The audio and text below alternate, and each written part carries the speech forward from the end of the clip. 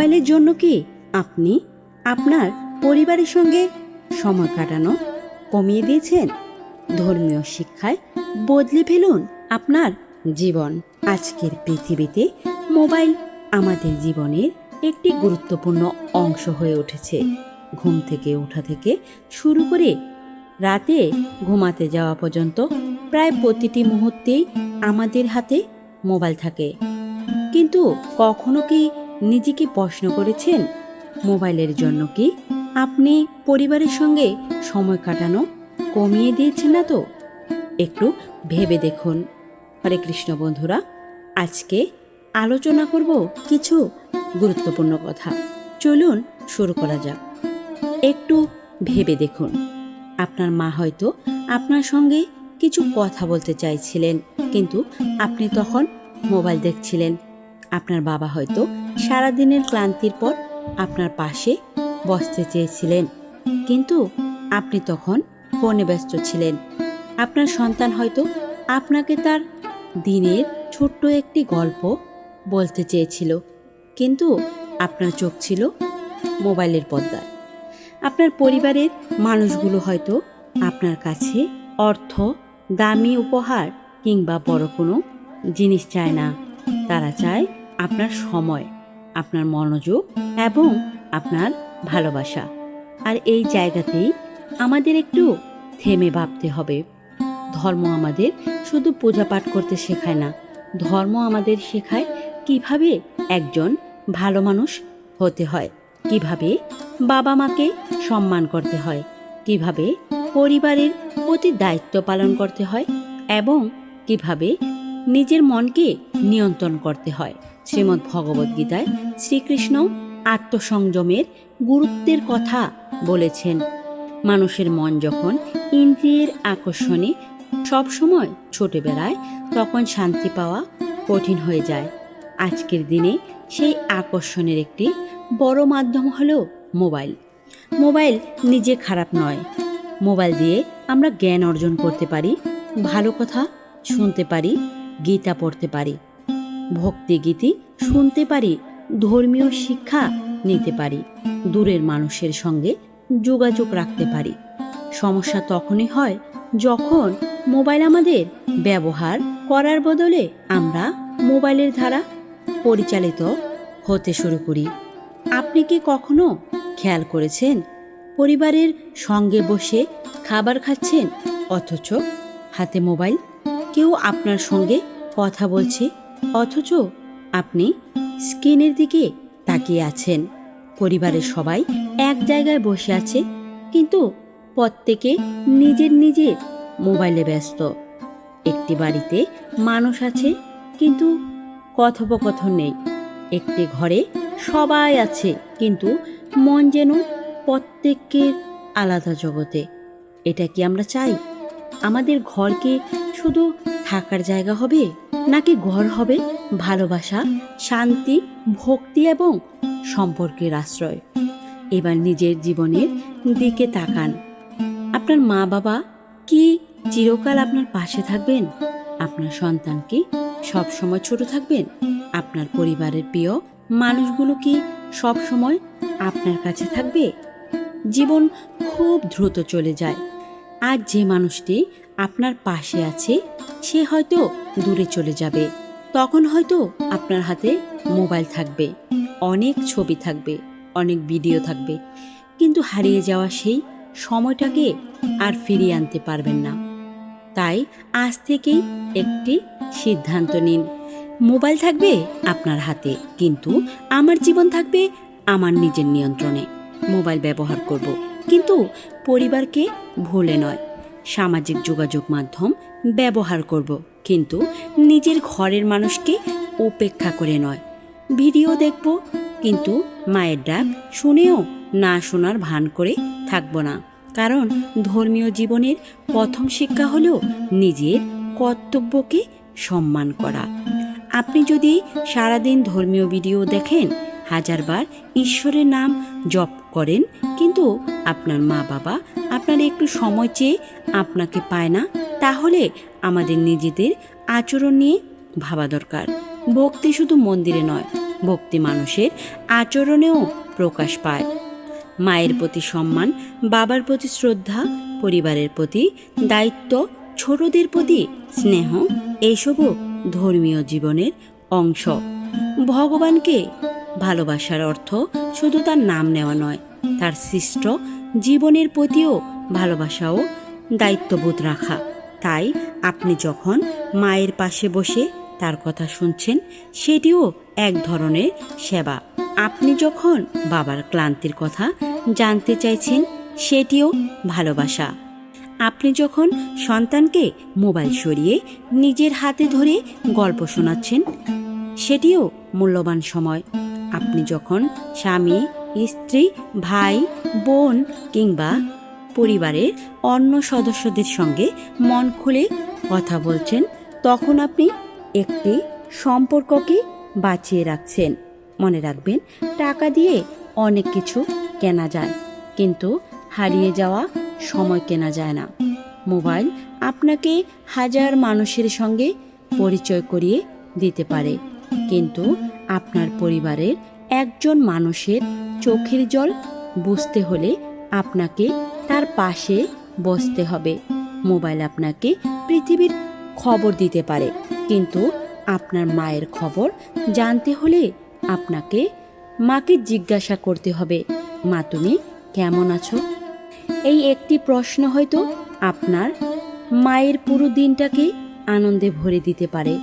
একজন বাবা হয়তো কখনো মুখে বলবেন না যে তিনি আপনাকে মিস করেন, কিন্তু আপনি যদি কিছুক্ষণ তার পাশে বসেন, তার কথা শোনেন, তার সঙ্গে হাসেন, তাহলে তিনি বুঝবেন তার সন্তান তাকে এখনো গুরুত্ব দেয়।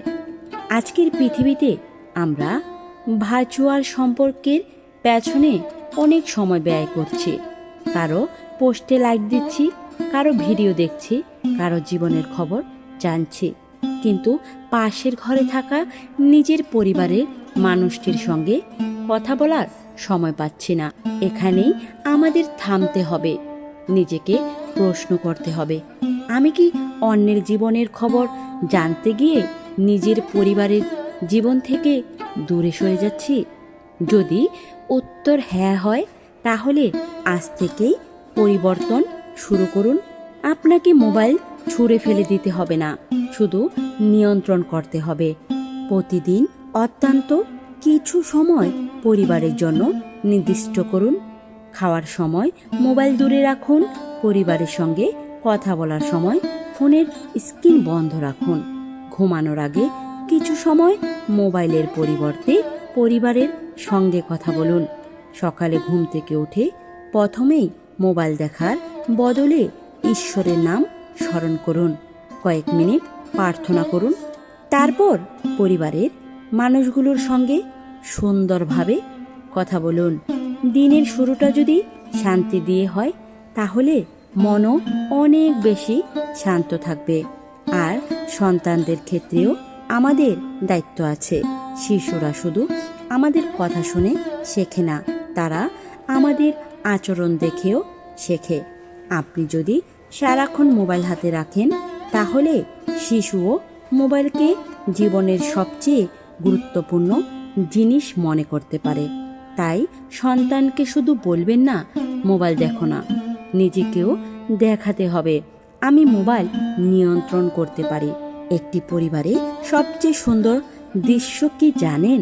সবাই একসঙ্গে বসে আছে, কেউ কারো সঙ্গে কথা বলছে, কেউ হাসছে, কেউ পুরনো গল্প করছে, কেউ ঈশ্বরের নাম করছে, কেউ মায়ের হাতে তৈরি খাবার খাচ্ছে। সেখানে হয়তো দামি কোনো জিনিস নেই, কিন্তু আছে শান্তি, আর এই শান্তি জীবনের আসল সম্পদ। শ্রীকৃষ্ণের শিক্ষার একটি গুরুত্বপূর্ণ দিক হল কর্তব্য পালন করা এবং নিজের মনকে সংযত রাখা। আমাদের আধুনিক জীবনে সেই শিক্ষাকে প্রয়োজন করা খুবই জরুরি। মোবাইল আপনার দাস হবে, আপনি মোবাইলের দাস হবেন না। প্রযুক্তি আপনার জীবনকে সহজ করবে, আপনার সম্পর্ককে দুর্বল করবে না। মনে রাখবেন, যে মোবাইল আপনাকে দূরের মানুষের কাছে নিয়ে যায়, সেই মোবাইল যেন আপনার কাছের মানুষকে আপনার কাছ থেকে দূরে না সরিয়ে দেয়। একদিন হয়তো আপনার হাতে থাকা ফোনটি পুরনো হয়ে যাবে, আপনি নতুন ফোন কিনবেন, পুরনো ছবি মুছে যাবে, নতুন ভিডিও আসবে, নতুন অ্যাপস আসবে, নতুন প্রযুক্তি আসবে, কিন্তু আপনার মা বাবার সঙ্গে কাটানো সময়ের মূল্য কখনো পুরনো হবে না। আপনার পরিবারের সঙ্গে বসে হাসার মুহূর্তগুলো কখনো পুরনো হবে না। আপনার সন্তানের শৈশব ফিরে আসবে না। আপনার প্রিয় মানুষটির সঙ্গে কাটানো একটি সন্ধ্যা আবার একইভাবে ফিরে আসবে না। তাই আজ থেকে ছোট একটি নিয়ম করুন, পরিবারের সময়ে পরিবারকে সময় দেব। খাবারের টেবিলে মোবাইল নয়, প্রার্থনার সময় মোবাইল নয়, পরিবারের গুরুত্বপূর্ণ কথার সময় মোবাইল নয়। মা বাবা ডাকলে আগে তাদের কথা শুনব। সন্তান কথা বলতে চাইলে তার চোখের দিকে তাকিয়ে কথা বলবো। প্রিয় মানুষটির পাশে বসলে তাকে অনুভব করাবো সে আমার কাছে গুরুত্বপূর্ণ। এটাই সম্পর্ককে বাঁচিয়ে রাখবে। আর রাতে ঘুমানোর আগে নিজের কাছে একটি প্রশ্ন করবেন, আজ আমি মোবাইলকে কতটা সময় দিয়েছি আর আমার পরিবারকে কতটা সময় দিয়েছি। যদি দেখেন মোবাইলকে বেশি সময় দিচ্ছেন, তাহলে নিজেকে দোষ দেবেন না। পরের দিন একটু পরিবর্তন করুন, ধীরে ধীরে অভ্যাস বদলান। কারণ জীবনের বড় পরিবর্তন অনেক সময় ছোট ছোট সিদ্ধান্ত থেকেই শুরু হয়। ভগবানের কাছে শুধু ধন সম্পদ চাইবেন না, চাইবেন, হে ভগবান, আমাকে এমন বুদ্ধি দিন যাতে আমি আমার কর্তব্য বুঝতে পারি। আমাকে এমন মন দিন যাতে আমি আমার পরিবারের মানুষগুলোর মূল্য বুঝতে পারি। আমাকে এমন সংযম দিন যাতে প্রযুক্তি আমার জীবনকে পরিচালনা না করে বরং আমি প্রযুক্তিকে সঠিকভাবে ব্যবহার করতে পারি। মনে রাখবেন, আপনার পরিবার আপনার জীবনের দর্শক নয়, তারা আপনার জীবনের অংশ। তাদের সঙ্গে কাটানো সময় কোনো অপচয় নয়, বরং সেটাই জীবনের সবচেয়ে মূল্যবান বিনিয়োগ। আজ মোবাইলটি কিছুক্ষণের জন্য পাশে রাখুন, মায়ের কাছে যান, বাবার পাশে বসুন, সন্তানকে একটু সময় দিন, ভাই বোনের সঙ্গে কথা বলুন, পরিবারের প্রিয় মানুষটিকে বলুন, তুমি আমার কাছে গুরুত্বপূর্ণ। হয়তো এই ছোট কথাটাই একটি সম্পর্ককে আরও সুন্দর করে তুলবে।